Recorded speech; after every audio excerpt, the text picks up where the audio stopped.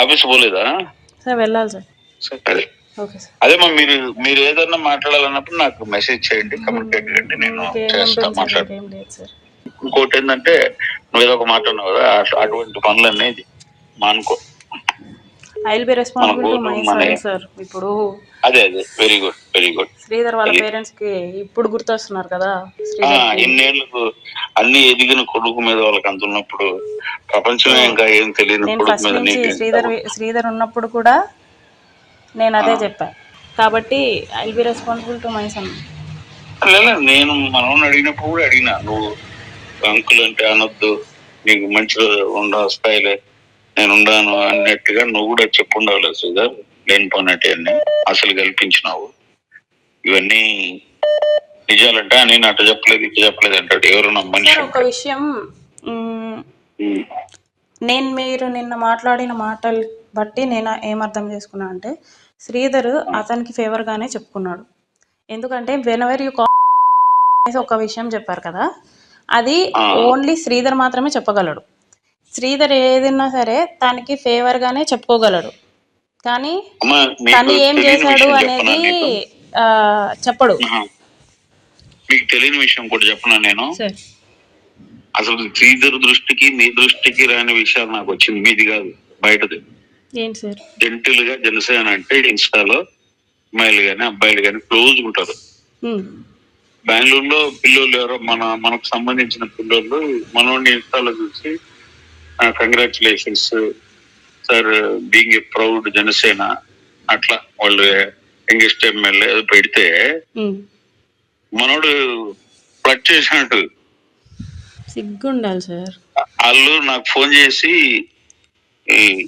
నా కొడుకు ద్వారా చేసి వాళ్ళకి చెప్తున్నారంటే, ఏంట్రా బాబు నేను ఇంత జెంటిల్ గా ప్రేమగా మనవాడు మన పవన్ కళ్యాణ్ సార్ ఎమ్మెల్యే అని పెడితే మీ వాడు రాంగ్ ట్రాక్ లో ఫ్లడ్ చేస్తున్నాడే అని చెప్పినారు. నేనుండి మా వాడికి ఫోన్ చేసి ఆడి నెంబర్ హ్యాక్ అయ్యిండదురా, ఎమ్మెల్యే శ్రీధర్ అని 3 అకౌంట్లు పెడుతున్నారు, వాళ్ళు ఏదైనా తప్పు జరుగుంటుంది, వాడు మంచివాడు వాస్తవంగా చెప్తున్నా చెప్పి దాన్ని స్టాప్ చేయించిన.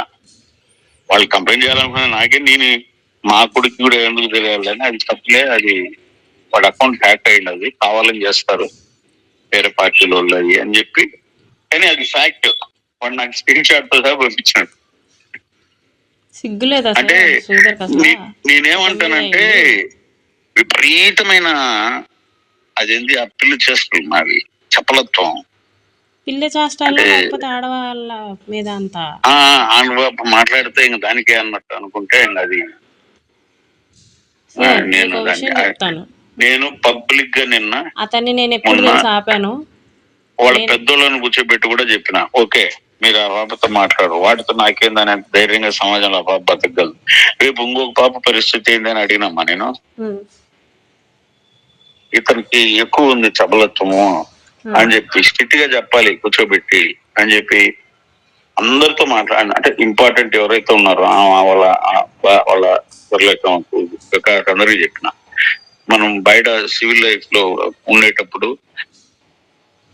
ఏజ్ లే అనుకొని మనం 1-2 సార్లు క్షమించగలం, ప్రతిసారి అయితే క్షమించలేం, ఆ స్టెప్ కూడా తీసుకోము అని చెప్పి చెప్పడం జరిగింది.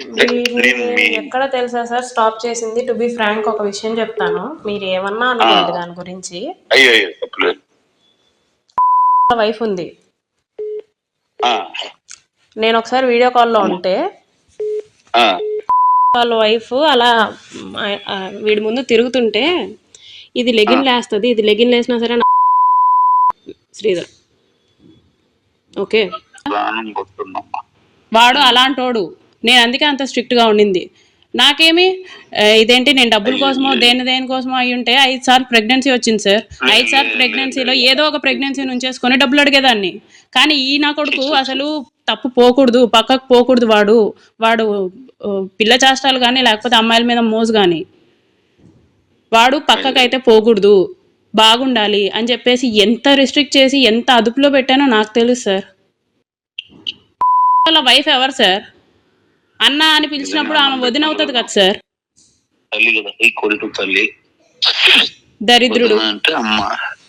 ఇంకా ఈ విషయాలన్నీ తెలిసి ఏ అమ్మాయి సార్? ఇంకా నాకు ఫుల్ బ్లడెడ్ గా నాకు అర్థమైంది. మాదొక్క ఎగ్జాంపుల్ చాలు. వాళ్ళ ఇంట్లో అక్కడే తింటూ అక్కడే పెరుగుతూ ఆమె లెగిన్లు వేసుకుంటే ఈడి ఏంటి ఆ మాటలన్నీ?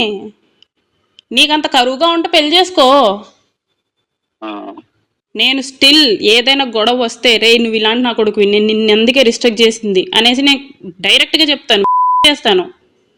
వాడు నీతో ఇవన్నీ షేర్ చేసినాడు కాబట్టి చచ్చుంటాడమ్మా. నాకు ఇప్పుడు అర్థమైంది అటువంటివన్నీ నీతో. నేను సరే రారా నేను కూడా మాట్లాడతాను, నువ్వేమో అన్నావు అంటే అప్పుడు భయపడి ఉంటాడు. నాకు అర్థమైంది. నేను డైరెక్ట్ గా అడిగేస్తాను. పోస్ట్ లో దానికో దీనికో కాదు.